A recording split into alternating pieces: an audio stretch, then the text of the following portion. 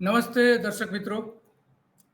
કાળચક્રના આજે 108માં મણકામાં આજે આપણે વાત કરવી છે ફૂલોની ખેતીના સંદર્ભમાં નરેન્દ્ર મોદીએ વલસાડમાં ઊભા રહીને ફૂલોના પથ્થરો ફેંક્યા હતા, ગબગોળા ફેંક્યા હતા. ફૂલોના નામે ફુલ્લી ફેંકી હતી બરાબરની. એમને જે હાંકી હતી એ એટલી જબરજસ્ત હતી કે ભલભલા લોકોને એમ થઈ જતું હતું કે ઓહો, ગુજરાત તો આખું ફૂલોથી ઉત્પાદન કરતું રાજ્ય બની ગયું છે. એમણે ત્યાં સુધી વાત કરી કે મુંબઈથી શેઠિયાઓ આવે છે, માલિકો આવે છે, કાર લઈને આવે છે અને આદિવાસી વિસ્તારોમાં ફૂલો ખરીદવા માટે લાંબી લાંબી લાઈનો રાખે છે, લાઈનોમાં ઊભા રહે છે અને એક એક ફૂલ કેટલા કેટલા રૂપિયાનું વેચાઈ રહ્યું છે એવી બધી જ વાત કરી હતી. એ જ્યારે વાત કરી રહ્યા હતા 2007-2008માં, ત્યારે 9,000 હેક્ટરમાં કુલ વાવેતર થતું હતું, કુલ બધું થઈને. તો એ જે વાવેતર થતું હતું એમાં એમણે જે ફેંકી એ એટલી બધી મોટી ફેંકી કે ખરેખર તો ત્યાં એટલું ઉત્પાદન જ નહોતું થતું.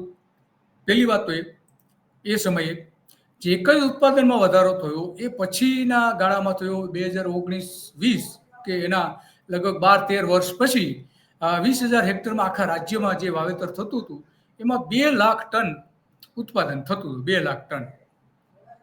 તો ખરેખર તો જંગલનો જે વિસ્તાર છે એમાં ઉત્પાદન વધારે થવું જોઈતું હતું. પણ એ પહેલા આપણે સાંભળી લઈએ કે જંગલના વિસ્તારમાં કેટલું, આદિવાસી વિસ્તારો જે છે ત્યાં ખરેખર અત્યારે કેટલું ફૂલનું ઉત્પાદન થઈ રહ્યું છે અને કઈ રીતે આપણે ફૂલ બનાવ્યા હતા નરેન્દ્ર મોદીએ, એના પરથી ખ્યાલ આવશે. સાંભળીએ અમે. પરંતુ આપણે ખેડૂતને મારી પ્રોજેક્ટ આપ્યો, એને કાજુની ખેતી કરતો કર્યો, એને ફૂલોની ખેતી કરતો કર્યો. આજે આદિવાસી પટ્ટાનો ખેડૂત એવા ફૂલ ઉગાડતો થયો છે, એક એક ફૂલ 100-150 રૂપિયા વેચે છે. અને મુંબઈના બજારમાં આ મારા આદિવાસીઓ દ્વારા ઉગાડેલા ફૂલ લેવા મારે જાડો મોટી ગાડીઓ લઈને લાઈનમાં ઉભા રહે છે. મોટા માલેતુજારો મુંબઈથી ગાડીઓ લઈને ફૂલ ખરીદવા આવે છે, આવી વાત નરેન્દ્ર મોદીએ કરી હતી. અને એના કારણે મેં કે જે કૃષિ મહોત્સવ શરૂ કર્યો એમાં 7 વર્ષ પછીની વાત કરી રહ્યા છે, એના કારણે આ બધું થયું છે એવું એમનું કહેવું હતું. પણ એ પહેલા તો ફૂલની ખેતી તો થતી જ હતી, એમાં બહુ ખાસ એટલો બધો વધારો થયો નહોતો 2007 સુધીમાં.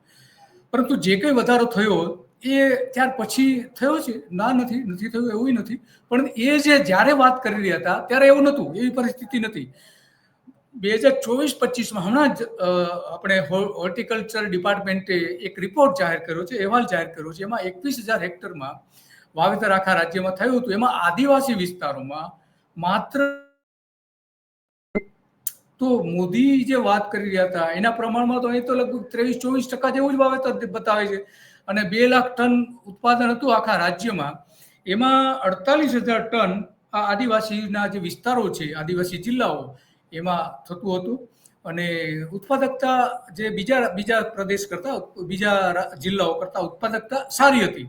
તો નર્મદામાં કેટલું ઉત્પાદન થાય, કેટલું વાવેતર થાય છે હેક્ટર અત્યારે? 263, ડાંગમાં 210, તાપીમાં 358, પંચમહાલમાં 1,426, દાહોદમાં 2,012 હેક્ટર, મહીસાગરમાં 448 હેક્ટર, છોટાઉદેપુરમાં 470 હેક્ટર અને અરાવલીમાં 304 હેક્ટરનું વાવેતર થતું હતું. વલસાડને આપણે ના ગણીએ કારણ કે વલસાડમાં આદિવાસી વસ્તી છે, પરંતુ ત્યાં જે ફૂલોની ખેતી કરે છે એ ઉજળિયાત વર્ગ દ્વારા કરવામાં આવે છે, તો એને આમાં આપણે ગણતરીમાં લીધું નથી.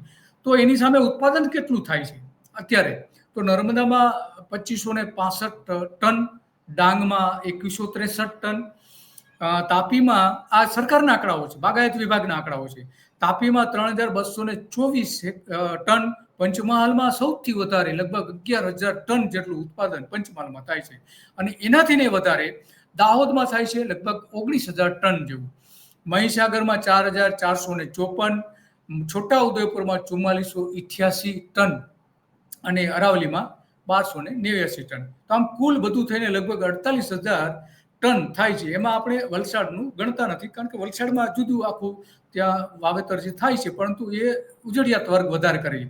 તો મોદી સાહેબે જે ફેંકી હતી એ ફેંકવામાં એમણે ઘણી બધી વાત કરી હતી.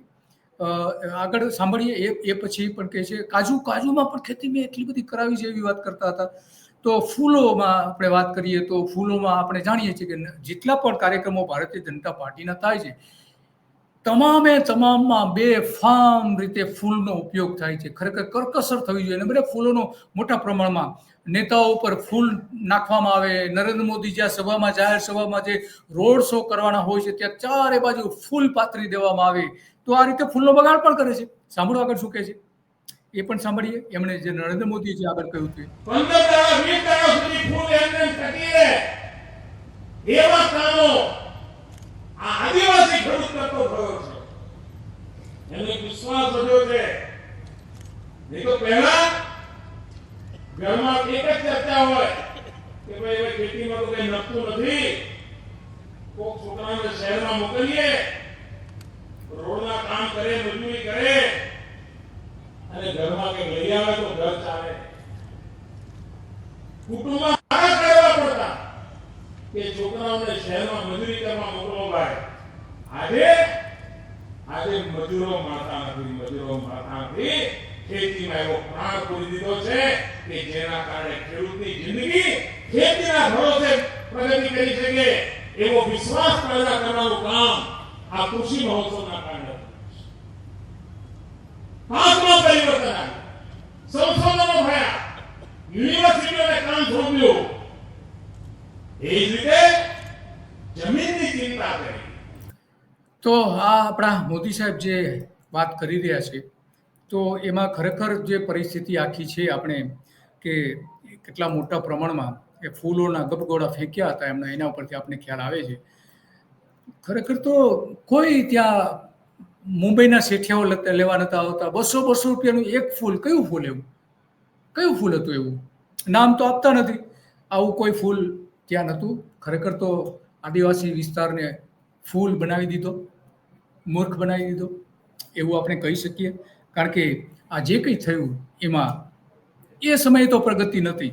હવે કંઈક પ્રમાણમાં ત્યાં ખેતીવાડી થાય છે, કારણ કે જંગલ અને વન વિસ્તાર છે અને ત્યાં ફૂલો માટેનું અનુકૂળ વાતાવરણ ઊભું થાય છે અને એટલા માટે ત્યાં આ ફૂલોનું વાવેતર હવે દિવસે દિવસે વધી રહ્યું છે. પરંતુ એમણે જે વાત કરી હતી ત્યારે એવું ચિત્ર નહોતું. જે કંઈ વધારો થયો છે એ વડાપ્રધાન થયા પછી અહીંની સરકારોએ, ખેડૂતોએ મહેનત કરી અને પછી એ થયું છે. ખરેખર તો નિકાસ મોટા પ્રમાણમાં થવી જોઈએ ફૂલોની, પણ એ વ્યવસ્થા હજુ સુધી નથી કરવામાં આવી. આ જો થાય તો ગુજરાતનો ઉદ્ધાર થઈ શકે એમ છે અને અત્યારે જે ફૂલનું ઉત્પાદન થાય છે એમાં સારામાં સારો વધારો થઈ શકે એમ છે. આપણે ગુજરાતને ફૂલોનું રાજ્ય કેમ ન બનાવી શકીએ? બનાવવું જ જોઈએ. સરકારે પ્રયત્ન કર્યા છે, નો ડાઉટ, નથી કર્યા એવું નથી. સારા પ્રયત્નો કર્યા છે અને ખેડૂતોએ પણ સામે એટલી જ મહેનત કરી છે, આદિવાસી ખેડૂતોએ. અને અત્યારે સારામાં સારી લગભગ આખા રાજ્યની 25% જેવી આ 7-8 જિલ્લાઓમાં એનું વાવેતર થાય છે, એનું ઉત્પાદન થાય છે અને ઉત્પાદકતા પણ ત્યાં સારી છે. તો આ મૂળ વાત હતી કે આપણે પણ નરેન્દ્ર મોદી આ રીતે ફૂલ બનાવી શકે છે, એક ફૂલ 200 રૂપિયાનું વેચાવી શકે છે, આવી વાત એ કરતા હતા. પરંતુ આપણું ગુજરાતનું રાજ્ય ફૂલોનું રાજ્ય કેમ ન બને? બને જ. એવી ખેતીવાડી સંશોધનો જો થાય, એના બિયારણોનો એવું સંશોધન થાય તો આજે પણ આપણી પાસે સ્કોપ છે જ. અને એટલા માટે આપણે કાલચક્રમાં આજે આની ચિંતા કરીએ છીએ કે ફૂલોનું ગુજરાત બને અને રાજકીય સમારોહોમાં ફૂલોનો બગાડ અટકાવે, પ્રજાના પૈસા ખોટી રીતે વેડફી નાખવામાં આવે છે એ અટકાવવામાં આવે, મોટા ફૂલ હાર પહેરાવવામાં આવે છે એ પણ અટકાવવામાં આવે. બસ આજે આટલું જ અને કાલચક્રમાં રોજ સવારે આપણે આ પ્રકારની વાત કરતા રહીશું. નમસ્તે.